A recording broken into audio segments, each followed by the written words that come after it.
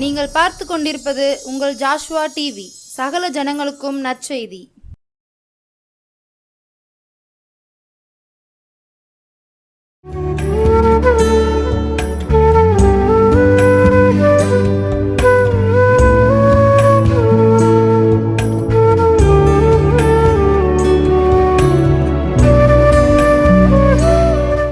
ஆண்டவராகிய இயேசு கிறிஸ்து நாமத்தினாலே உங்கள் யாவருக்கும் என் அன்பின் வாழ்த்துக்களை நன்றியும் தெரிவிக்கிறேன். கர்த்தருடைய ஆலோசனை நேரம் என்ற நிகழ்ச்சியின் வாயிலாய் ஆண்டுடைய வார்த்தையை கேட்கிறவங்க ஒவ்வொருவரையும் கர்த்தர் தாமே அளவில்லாமல் ஆசீர்வதிப்பாராக. இந்த நாளிலும் தேவன் நம்மோடு பேசும்படியாய் அவருடைய முகத்தை நோக்கி பார்ப்போம். எங்கள் அன்பின் பரலோக பிதாவை உம்மை நன்றியோடு ஸ்தோத்திரிக்கிறோம்ப்பா.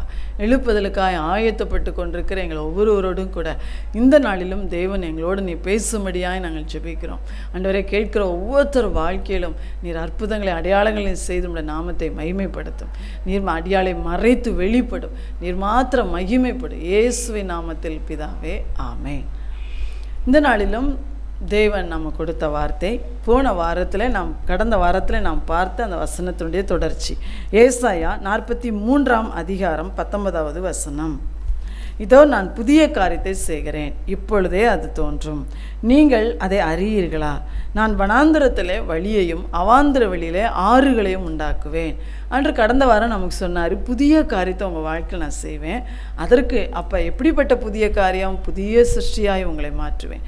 உங்களை புதிய துருத்தியாய், புது ரசத்தை பெற்றுக்கொள்ளும்படியான ஒரு புதிய துருத்தியாய் உங்களை மாற்றுவேன். உங்களை புதிய ஆசீர்வாதத்தால் நிரப்புவேன், புது கிருபையால் நிரப்புவேன் ஆண்டவர் சொன்னார் இல்லையா? இன்றைய தினம் அதே வார்த்தை, அந்த வசனத்தினுடைய அடுத்த பகுதி பாருங்கள். நீங்கள் அதை அறியீர்களான்னு சொல்லிட்டு, நான் வனாந்திரத்திலே வழியையும் அவாந்திர வழியிலே ஆறுகளையும் உண்டாக்குவேன் அப்படின்னு சொல்கிறார். இன்றைக்கி பார்த்திங்கன்னா, நாம் வாழ்ந்து கொண்டிருக்கிற அந்த கடைசி நாட்கள் ரொம்ப ஒரு கொடிய நாட்கள். ஏராளமான மரணங்கள், பஞ்சங்கள், கொள்ளை நோய்கள், யுத்தங்கள் சொல்லி இதுவரை நாம் பார்த்திராத நிறைய காரியங்களை இன்றைக்கி நம்ம பார்த்துட்ருக்குறோம். கர்த்தருடைய ஊழியர்களாகிய தீர்க்கதரிசிகள் மூலமாக நம்ம நிறைய காரியங்களை வேத வசனத்திலேருந்து நம்ம தெரிந்து கொள்கிறோம். இந்த காரியங்கள் இன்னும் அதிகமாகி கொண்டே தான் போகிறதே ஒழிய அது குறைய போகிறது இல்லை. அப்படிப்பட்ட ஒரு கொடிய காலத்தில் வந்திருக்கிறோம். அப்போ இன்றையத்தின நம்முடைய கால சூழ்நிலைகள் எல்லாவற்றையும் பார்க்கும்போது நம்முடைய உலக வாழ்க்கை இன்றைக்கி ஒரு வனாந்திரம் போல தான் நமக்கு இருக்கிறது. ஒரு வனாந்திரம் போல தான் உலக வாழ்க்கை. ஒரு அவாந்திர வெளினா என்ன? ஒரு வெட்டாந்தரை, ஒரு வறண்ட வெளி, ஒரு பாலைவனம் போன்று தான் இன்றைக்கு நம்முடைய உலக வாழ்க்கை நமக்கு மாறிக்கொண்டிருக்கிறது. ஆனால் கர்த்தர் சொல்லுகிறார், இப்படி மாறிக்கொண்டிருக்கிற அந்த உலகத்தின் சூழ்நிலையில் நான் வனாந்திரத்தில் உங்களுக்கு வழியை உண்டாக்குவேன். அல்லேலூயா. அவாந்திர வெளியிலே உங்களுக்கு நான் ஆறுகளை உண்டாக்குவேன். ஹல்லேலூயா.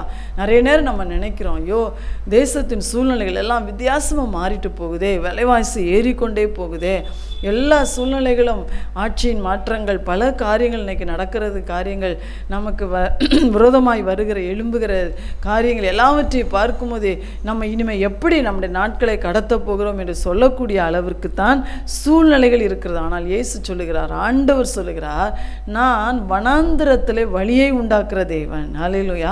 அவாந்திர வழியிலே ஆறுகளை உண்டாக்குவேன். கர்த்தர் நமக்கு வாக்கு கொடுக்கிறார்.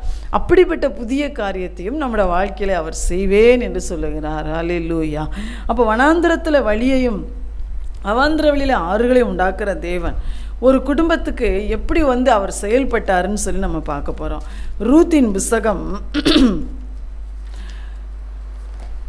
புஸ்தகம் 1ஆம் அதிகாரத்துலேருந்து நம்ம பார்ப்போம்னு சொன்னால், நகோமி ரூத் என்பவருடைய சரித்திரத்தில் அவங்களுடைய வாழ்க்கையை நாம் கவனித்து பார்க்கும்போது வனாந்திரம் போன்று இருந்த அவங்க வாழ்க்கையில் வழியை உண்டாக்கினார். அவாந்திர வெளியை போன்று இருந்த அவங்க வாழ்க்கையை ஆறுகளை உண்டாக்கினார். ஆறுகள் வழி என்று சொல்லும்போது வாழ்க்கைக்கு வேண்டிய வழியை ஆண்டவர் தான் நமக்கு காட்டணும். நமக்கு என் வாழ்க்கையை நடத்துறதுக்கு எனக்கு வழியே இல்லைன்னு நம்ம சொல்லிட்டு இருப்போம். ஆனால் ஆண்டவரோ அதிலே ஒரு வழியை நமக்கு காட்டுவார், உண்டாக்குவார், உருவாக்கி தருவார். அது மாத்திரம் இல்லை, அவாந்திர வழியில் ஆறுகளை என்றால் ஒரு செழிப்பு. ஆறு என்று சொல்லும்போது தண்ணீர் நிறைந்த தேவ நதியினால் எங்களை நீர் செழிப்பாக்குகிறீர் என் வசனம் சங்கீதம் 62 சொல்லப்பட்டிருக்கிறது. அப்போ நதி, ஆறு இதெல்லாம் நம்முடைய வாழ்க்கையை செழிப்பாக மாற்றுகிறது. அல்லேலூயா. அப்போ இந்த குடும்பத்தை ஆண்டவர் எப்படி அப்படி நடத்தினாருன்னு நம்ம பார்க்க போகிறோம். ரூத்தின் புஸ்தகத்தின் 1ஆம் அதிகாரத்தில் அந்த நகோமி என்ற ஒரு பெண், அவளுடைய கணவன் எலிமெலேக்கு, அவங்களுக்கு 2 குமாரர்கள். அவங்க பெத்லெகேமில் தான் அவங்க வாழ்ந்து கொண்டிருந்தாங்க. இஸ்ரேல் தேசத்தில் இருக்கிற பெத்லகேமில் தான் அவங்க வாழ்ந்துட்டு இருந்தாங்க. ஆனால் பெத்லகேமில் ஒரு நாள் பஞ்சம், நியாயாதிபதிகள் அந்த காலத்தை ஆண்டு கொண்டிருந்தாங்க. அந்த காலத்தில் ஒரு பஞ்சம் உண்டாயிற்றாம். பஞ்சம் என்றால் அது ரொம்ப கொடிதாக இருந்திருக்கணும் கட்டாயம். நம்ம காலத்தில் நம்ம பஞ்சம் உள்ளதை நம்ம அதிகமாக பார்க்கல. ஆனால் இந்த நாட்கள் அந்த ஒரு சூழ்நிலைக்குள்ளே முழு உலகமும் போகிறத நம்ம பார்க்குறோம். அப்போ அவங்க வாழ்ந்த அந்த நாளில் ஒரு பஞ்சம் இருந்தது. அந்த நாளில் அவங்க பெத்லகேமிலே இருந்த பஞ்சத்து நிமித்தமாய் அடுத்து அந்நிய தேசமாகிய மோவாப் தேசத்து குடும்பமாக தற்சமயமாக ஒரு டெம்பரரியாக போய் கொஞ்ச நாள் இருக்கிறதுக்காக போன அவங்க அந்த இடத்துலையே தங்கிட்டாங்க. ஆனால் அவங்க இருந்த ஏற்கனவே இந்த பெத்லகேம் அப்பத்தின் வீடு என்று அதற்கு பேர். அப்பத்தின் வீடுனா அதுக்கு பெத்லகேம்னு சொல்லுவாங்க. அப்போ அப்படிப்பட்ட ஆசீர்வதிக்கப்பட்ட அந்த ஸ்தலத்தை விட்டு, ஆசீர்வதிக்கப்பட்ட தேவன் அவங்களுடைய ஆலயம் எல்லாவற்றையும் விட்டுட்டு அடுத்த தேசத்துக்கு அவங்க அந்த பஞ்ச நாட்களில் போயிட்டாங்க. போய் அந்த 10 வருஷம் அங்கேயே இருந்துட்டாங்க. ஆனால் அந்த 10 வருஷத்துக்குள்ளே அந்த நகோமி என்ற பெண் அவருடைய கணவனை இழந்தாள். 2 பையங்களுக்கும் திருமணம் முடித்தாள். ஆனால் அந்த திருமணம் முடித்த பின்பு குழந்தைங்க அவங்களுக்கு இல்லை. ஆனால் 2 மகன்மாரையும் இழந்தாள். தன் கணவனையும் இழந்து தன்னுடைய 2 மகன்மாரையும் இழந்து அந்த பெண் ஒரு வெறுமையான வாழ்க்கைக்குள்ளே கடந்து வந்தாள். நம்ம கூட ஆண்டவரை விட்டு, அவர் நமக்கென்று வைத்திருக்கிற காரியங்களை விட்டு, அவருடைய பிரசன்னத்தை விட்டு, அவருடைய சித்தத்தை விட்டு நம்ம வழி விலகி போனோன்னு சொன்னால் நம்மளோட வாழ்க்கை ஆசீர்வாதமாக இருக்கும்னு சொல்ல முடியாது. நம்முடைய வாழ்க்கையிலும் கூட அப்படிப்பட்ட வெறுமையான சூழ்நிலைகளை சந்திக்க வேண்டியது வரலாம். அப்போ நகோமி அப்படி சந்தித்து இப்போ நினைக்கிறாங்க, இப்போ பெத்லகேமிலே பஞ்சமெல்லாம் மாறி அங்கு ஜனங்களை கர்த்தர் சந்தித்து அவர்களுக்கு அப்பத்தையெல்லாம் கொடுக்குறார் செய்தி அவங்க கேள்விப்பட்டு, நான் தானே இப்படி கஷ்டப்பட்டுருக்கேன்னு சொல்லி தன் மருமக்கள் 2 பேரையும் அவரவர் வீட்டுக்கு, ஏன்னா அவங்க மோவாபிய பெண்கள், அனுப்பிட்டு நான் பெத்லகேமுக்கே போகிறேன் என்று புறப்படும் போது ஒரு மருமகள் திரும்பி போய்விட்டாள், ஒர்பாள். ஆனால் ரூத் என்கிற அவங்க மருமகளோ அவங்க மாமியாராய நகோமியை உறுதியாய்ப்படுத்தி கொண்டாள். அந்த வசனத்தை பார்ப்போம். 1ஆம் அதிகாரம் 16ஆம் வசனத்தில் ரூத் சொல்கிறான், நான் உம்மை பின்பற்றாமல் உம்மை விட்டு திரும்பி போவதை குறித்து என்னோட பேச வேண்டாம். நீர் போகும் இடத்துக்கு நானும் வருவேன், நீர் தங்கும் இடத்துல நானும் தங்குவேன். உம்முடைய ஜனம் என்னுடைய ஜனம், உம்முடைய தேவன் என்னுடைய தேவன். 18ஆம் வசனம் அவ சொல்கிறா, மரணமே அல்லாமல் உம்மையும் என்னையும் விட்டு அதுவும் பிரிக்க முடியாது அப்படின்னு சொல்கிறான். 18 சொல்கிறா, அவள் தன்னோடே வர மன உறுதியாக இருக்கிறதை கண்டு. அப்புறம் நகோமி அதை குறித்து ரூத்திடத்தில் பேசவில்லை. அப்போ இன்றைக்கி ஆண்டவர் நமக்கு என்ன சொல்கிறாருன்னு சொன்னால், வனாந்திரம் போன்ற இந்த உலக வாழ்க்கையில் நான் உங்களுக்கு வழி காட்டணுமா?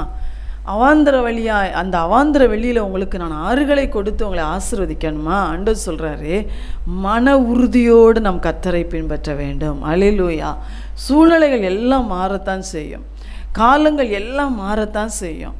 இதுவரை சந்தித்திராத சூழ்நிலைகள் எல்லாம் நம்ம தேசத்துக்குள்ளே, நம்முடைய குடும்பங்களுக்குள்ளே, நம்முடைய சமுதாயத்துக்குள்ளே நம்ம பார்க்க வேண்டியது வரலாம். நம்முடைய வாழ்க்கையிலும் கூட நம்ம பார்க்க வேண்டியது வரலாம்.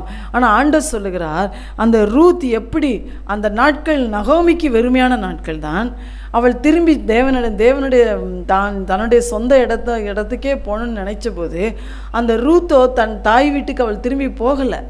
எந்த வீட்டுக்குள்ளே கர்த்தர் தன்னை அனுப்பினாரோ அந்த குடும்பத்தில் தான் நான் இருப்பேன். அந்த தேவன் தான் என்னுடைய தேவன், அந்த மாமியாராகிய அந்த தாய் தான் என்னுடைய தாய் என்று சொல்லி அவள் மன உறுதியாய் பிடித்து கொண்டாள். அப்போ ஆண்டவர் சொல்கிறார், இன்னைக்கு எந்த சூழ்நிலையிலும் நான் மன உறுதியோடு இயேசுவை பற்றி கொள்ள வேண்டும், இயேசுவை பின்பற்ற வேண்டும், தள்ளாடிக்கொண்டே இருக்கக்கூடாது. சூழ்நிலை மாறின உடனே அப்படியே இயேசுவின் மேலே இருக்கிற பிடியை நம்ம விட்டுறக்கூடாது, அவரை பற்றி கொள்வதை நம்ம விட்டுறக்கூடாது. அவரை மன உறுதியோடு ரூத்தை போல நாம் பற்றி கொள்வோம் என்றால் கர்த்தர் சொல்கிறார், உங்களுக்கு வனாந்திரத்திலையும் வழியை நான் உண்டாக்குவேன் என்று தேவன் சொல்கிறார். அல்லேலூயா. கட்டாயம் உண்டாக்குவார். ரூத் அப்படி மன உறுதியோடு மாமியாரையும் பற்றி கொண்டாள், மாமியார் வணங்கின தெய்வமாகிய நம்முடைய கர்த்தரையும் அவள் பற்றி கொண்டாள். அவள் அப்படி தானே சொன்னான், உம்முடைய ஜனம் என்னுடைய ஜனம், உம்முடைய தேவன் என்னுடைய தேவன், நான் உங்கள் கூட தான் நான் இருப்பேன், நீ தங்கும் இடத்துல தான் நான் தங்குவேன் என்று சொல்லி தன்னுடைய தாய் வீட்டையும் தகப்பன் வீட்டையும் அவள் நினைக்கவே இல்லை. ஆண்டவர் தான் சொல்கிறார், இந்த உலகம் நமக்கு நிரந்தரமே அல்ல. இந்த உலகத்தில் உள்ள காரியங்களுக்காக, கவலைகளுக்காக, பிரச்சனைகளுக்காக, இந்த உலகத்தில் உள்ள ஆசாபாசங்களுக்காக நாம் தேவனை விட்டுவிட்டோம் என்றால் இந்த உலகம் வனாந்தரமாய் மாறிக்கொண்டிருக்க இந்த சூழ்நிலையில் நம்மளோட வாழ்க்கை வெறுமையாகத்தான் போகும். வழியே நமக்கு தெரியாது. அப்போ ஆண்டவர் சொல்கிறார், கர்த்தருடைய பிள்ளையாகிய நீங்களும் நானும் இந்த வனாந்தரமாக இருக்கிற இந்த உலகத்திலே வெட்டாந்தரை போல் இருக்கிற வறண்ட அவாந்தர வழியை போய் இருக்க உலகத்தை வழி காட்டணுமா உங்களுக்கு? நான் உங்களுக்கு வழிகாட்டி உங்களை வழி உண்டாக்கி நடத்தணுமா? ஆண்டவர் சொல்கிறாரு, நீங்கள் என்னை உறுதியாய் மன உறுதியோடு பற்றி கொள்ளுங்கள். அவள் அப்படி பற்றி கொண்ட பிறகு அந்த ஊருக்குள்ளே வரும்போது நகோமி சொல்கிறா பாருங்க, நான் என்னை நகோமின்னு எல்லாரும் சொல்லாதீங்க, நான் மிகுந்த கசப்போடு என் வாழ்க்கை இருக்கிறது, மாறாள் என்று சொல்லுங்கள். நான் வெறும் நிறைவுள்ளவளாக அந்த இடத்துலேருந்து போனேன். என் கணவர், என் பிள்ளைகள், என் ஆஸ்தி என்று சொல்லி நிறைவாக நான் போனேன். இன்றைக்கி நான் வெறுமையாக வந்திருக்கேன். இதை கேட்குற நீங்கள் கூட நினைக்கலாம், என் வாழ்க்கை மிகுந்த கசப்புடையதாக இருக்கிறது, என் வாழ்க்கையே எனக்கு கசந்து போய்விட்டது, நான் எவ்வளோ நிறைவாக ஒரு நாள் வாழ்ந்துட்டு இருந்தேன், இன்றைக்கி ஒரு வெறுமையாக என் வாழ்க்கை இருக்குது அப்படின்னு நீங்கள் சொல்கிறீங்களா?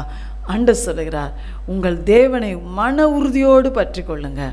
இதே வெறுமையை கர்த்தர் மாற்றி உங்களுக்கு வழியை உண்டாக்குவார், உங்களுக்கு ஆறுகளை உண்டாக்குவார், உங்களை நிறைவுள்ளவளாய் தேவன் மாற்றுவார். ஹல்லேலூயா! கர்த்தரால் அதை செய்ய முடியும். அதுதான் அவர் நமக்கு செய்கிற இன்னொரு புதிய காரியம் என்றால் அதுதான் நமக்கு அவர் செய்கிறார். அவங்க 2 பேரும் பார்த்தீங்கன்னா மறுபடியும் தேவனை பற்றி கொண்டு அந்த பெத்லகேமில் தங்கியிருந்தாங்க.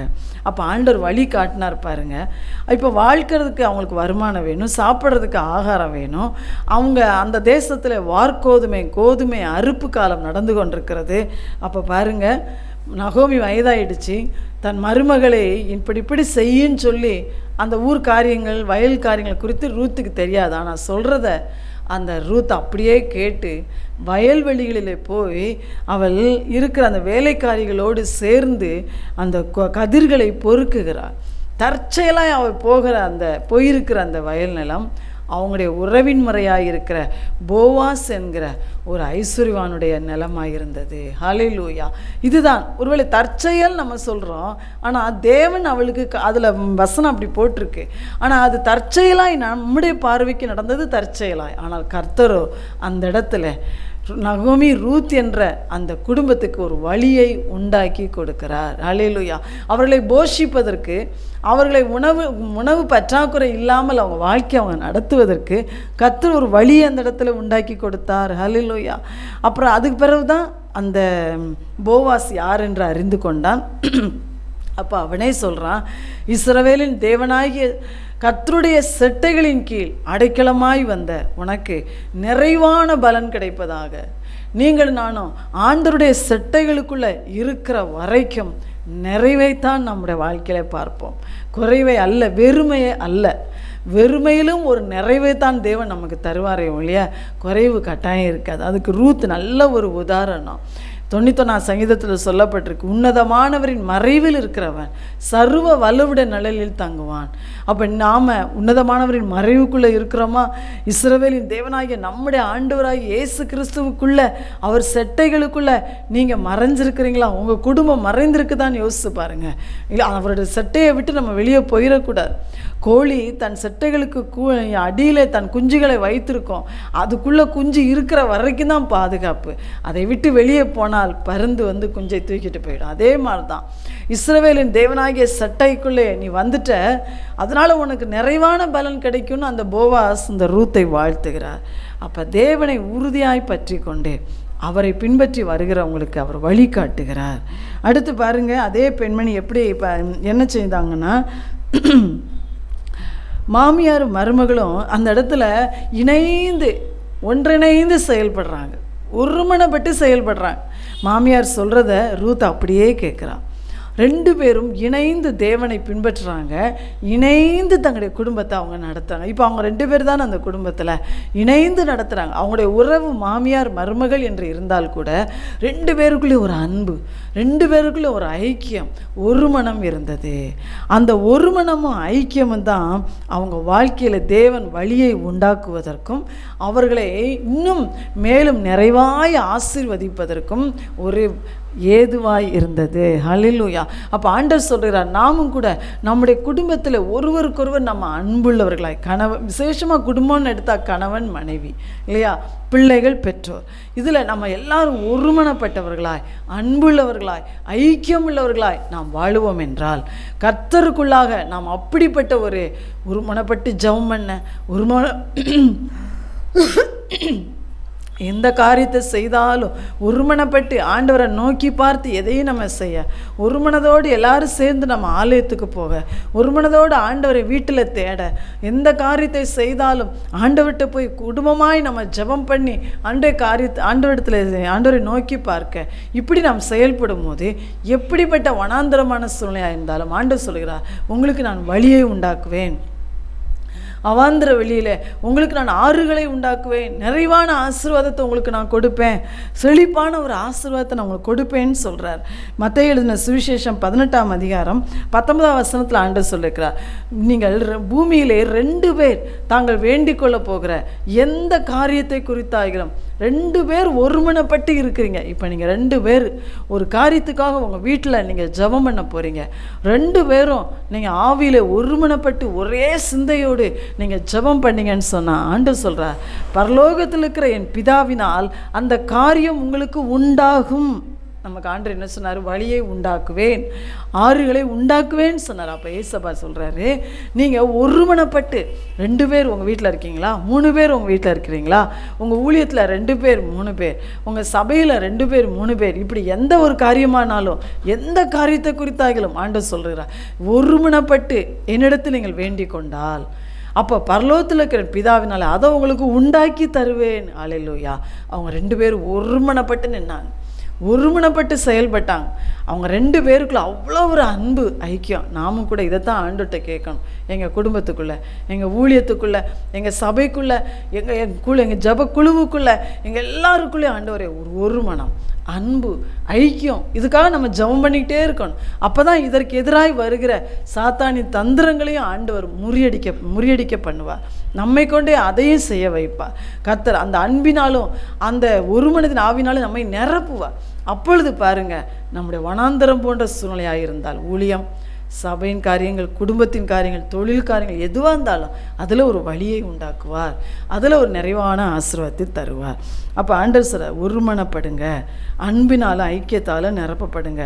3வதாக பார்த்தீங்கன்னா ரூத் 3ஆம் அதிகாரம் 10ஆம் வசனத்தில் இப்படியே அவள் வேலை செய்து கொண்டே இருக்கிறாள். போவாசுடைய கண்களில் அவளுக்கு தயவு கிடைக்குது. போவாசுடைய வேலைக்காரிகளோடு சேர்ந்து அவள் இந்த கோதுமை அறுப்பு நாட்கள் முழுவதும் கதிர் பொறுக்கி தினந்தோறும் தன் மாமியிடத்தில் கொண்டு போய் அந்த கதிர்களை கொண்டு போய் கொடுத்து அவங்க குடும்பத்தை நடத்தி கொண்டிருக்கிறாங்க. இப்போ நகோமிக்கு ஒரு பாரம் வருது. அன்பு இருக்கு இல்லையா அவங்களுக்குள்ள, தன் மருமகள் இப்படியே தனியாக இருக்கக்கூடாது, அவளுக்கு ஒரு வாழ்க்கை வேணும் அப்படின்னு சொல்லும் போது கர்த்தர் அதற்குரிய வழியவும் உண்டாக்கி தருகிறார். ஹல்லேலூயா. அந்த சம்பவத்தை ரூத் 3ஆம் அதிகாரத்தில் நீங்கள் பாருங்கள். அப்பொழுது அந்த சம்பவம் நடந்த அன்ற ராத்திரியில் 10ஆம் வசனத்தில் அந்த போவாஸ் ரூத்தை பார்த்து சொல்கிறார், மகளே, நீ கர்த்தரால் ஆசீர்வதிக்கப்படுவாயாக. நீ தரித்திரரும் ஐஸ்வர்யவான்களுமான வாலிபர்களின் பிறகே போகாததினால் உன் முந்தின நற்குணத்தை பார்க்கலாம், உன் பிந்தின நற்குணம் உத்தமமாயிருக்கிறது. நீ பயப்படாதே, உனக்கு வேண்டியபடி எல்லாம் செய்வேன். நீ குணசாலி என்பதை ஊரெல்லாம் அறிவார்கள். அந்த இடத்துல போவாஸ் என்ன சொல்கிறாரு? உன்னுடைய முந்தின நற்குணத்தை பார்க்கலாம், உன்னுடைய பிந்தின நற்குணம் உத்தமமாக இருக்கிறது. உன் குணம் ரொம்ப உத்தமமான குணம் அப்படின்னு சொல்கிறார். அப்போ கர்த்தர் சொல்லுகிறார், வனாந்திரமான இந்த உலக வாழ்க்கையில் நம்முடைய வழியை கர்த்தர் உண்டாக்கி, எந்த காரியமானாலும் சரி நமக்கு வழியை உண்டாக்கி நமக்கு அதில் ஒரு நிறைவான ஆசீர்வாதத்தை, ஆறுகளை உண்டாக்கும் போது நிறைவான ஆசீர்வாதம் அங்கே உண்டாகும். ஒரு நிறைவான ஆசீர்வாதம், ஒரு செழிப்பான ஆசீர்வாதம் நமக்கு உண்டாகணும்னா கர்த்தர் சொல்கிறார், நம்முடைய குணம் ஒரு உத்தமமான குணமாக இருக்கணும். ஹல்லேலூயா. ஒரு உண்மையுள்ள குணமாக இருக்கணும். கர்த்தருக்கு முன்பாக எல்லா காரியத்திலும் நாம் உண்மையுள்ளவர்களாய், உத்தமம் உள்ளவர்களாக இருக்கணும். வசனம் சொல்கிறது, உத்தமனுக்கு கர்த்தர் துணை அப்படின்னு சொல்கிறார். ஆண்டவர் கடைசி நாளில் ஊழியர்கள் நம்ம கணக்கு கொடுக்கும் போது கூட எப்படி நம்ம கணக்கு கொடுக்கணுமா, உண்மையும் ஆண்டவர் நம்மை பார்த்து என்ன சொல்லணும், உண்மையும் உத்தமுள்ள ஊழியக்காரனே அப்படின்னு சொல்லணும். அவளுடைய பரிசுத்தத்தில் அவள் உத்தம குணமாக இருந்தாள். கணவன் இல்லை, ஆனால் அவள் குணம் உத்தமமாக இருந்துச்சு. அவள் அதில் தவறே செய்யலை. அதை போவாஸ் பார்க்கிறார். அந்த குணத்தை பார்த்து அவர் மெச்சுகிறார். அதனால் பாருங்கள், அடுத்து உடனடியாக மறுநாளே அதற்கென்று செயல்பட்டு எஜமானாய் இருந்த ஐஸ்வர்யவானாய் இருந்த அந்த மனிதன் ரூத்தை தன் மனைவியாக்கினார். ஹல்லேலூயா. கர்த்தர் அப்படி செய்தார். அதான் கர்த்தரால் அந்த ஆசீர்வாதம் அவளுக்கு உண்டானது. கர்த்தரே நகோமியுடைய மன விருப்பத்தையும் கேட்டு ரூத்துடைய வாழ்க்கையை கட்டினார். ரூத்தும் போவாசும் இணைந்தார்கள். அவர்களுக்கு ஒரு ஓபேத் என்ற குமாரன் பிறந்தான். அது நிமித்தம் ஒரு பெரிய சந்தோஷம் நகோமிக்கு. அவள் சொன்னாள் அல்லவா, என் வாழ்க்கை கசப்பாக இருக்கிறது, மிகுந்த கசப்பு, என்னை மாறாள் என்று சொல்லுங்கன்னு சொன்னால, அந்த கசப்பெல்லாம் தேவன் மாற்றி இனிமையாய் மாற்றினார். அவளே அந்த பிள்ளையை தன் மடியில் எடுத்து வளர்த்தாள் என்று வசனம் சொல்லுகிறது. இந்த ரூத்தின் புஸ்தகத்தை எடுத்து நீங்கள் நல்லா வாசித்து பாருங்கள். அப்போ அது மாத்திரம் இல்லை, ரூத் மோவாவிய பெண், ஆனால் இன்றைக்கோ அவள் தேவனுடைய பிள்ளை. அவளுடைய சந்ததியில் இயேசு பிறந்தார். ஹல்லேலூயா. எவ்வளோ பெரிய ஒரு கணம் அவளுக்கு கொடுக்கப்பட்டது பார்த்தீங்களா. இன்னைக்கு சந்ததியின் வரலாறுல ரூத்துடைய பேர் அங்கே இடம் பெறுகிறது. தாவீதுக்கு தாத்தா என்ற உறவின் முறைதான் ஓபேத், ரூத்துடைய மகன். அப்போ கர்த்தர் அந்த குடும்பத்தை அப்படியாய் ஆசீர்வதித்தார், நிறைவாய் ஆசீர்வதித்தார். இதை தேவனே உண்டாக்கி கொடுத்தார். எதனால்? கர்த்தரை அவர்கள் மன உறுதியாய் பற்றி கொண்டாங்க, ஒருமனப்பட்ட அன்போடு வாழ்ந்தாங்க. மூன்றாவதாக உத்தம குணத்தோடு வாழ்ந்தாங்க. கர்த்தர் அதனால தான் அந்த குடும்பத்தை அப்படி ஆசீர்வதித்தார். நீங்களும் நானும் அப்படி நம்ம இருக்கிறோமான்னு பாருங்கள். இல்லாட்டா ஆண்டவரே என்னையும் அதற்கு ஒப்பு கொடுக்குறேன்னு சொல்லுங்கள். வனாந்திரம் போன்ற இந்த உலகத்திலே வழியை உண்டாக்குவார். அவாந்திர வெளியை போன்ற உலக காரியங்களில் நமக்கு ஆறுகளை உண்டாக்கி நம்மை ஒரு ஆசீர்வதிப்பார். அல்லேலூயா. ஜெபம் பண்ணுவோம். எங்கள் அன்பின் பரலோக பிதாவே, நீர் எங்களோடு பேச நம்முடைய வார்த்தைகளுக்காய் ஸ்தோத்திரப்பா. இதை கேட்டுக்கொண்டிருக்கிற ஒவ்வொருத்தர் வாழ்க்கையில் இருக்கிற மாறா கசப்புகளை மாற்றுங்க. வனாந்திரமான சூழ்நிலை, வெறுமையான சூழ்நிலையில் உங்கள் பிள்ளைகளுக்கு வழிகளை உண்டாக்கி கொடுங்கப்பா. ஆண்டவரே, அவாந்திர வெளியில் ஆறுகளை உண்டாக்கி கொடுப்பீராக.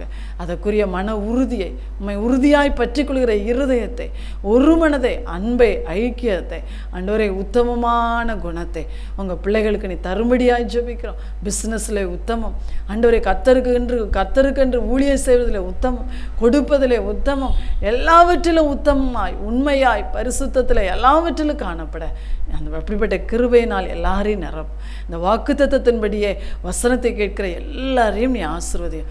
இனி வரப்போகிற காலங்கள் கொடியதாக இருந்தாலும் அதன் மத்தியிலும் இப்படிப்பட்ட ஆசீர்வாதத்தோடு எல்லாரையும் நீ நடத்துங்கப்பா. நீர் அப்படி செய்வதற்காய் நன்றி. இயேசுவின் நாமத்தில் பிதாவே, ஆமென்.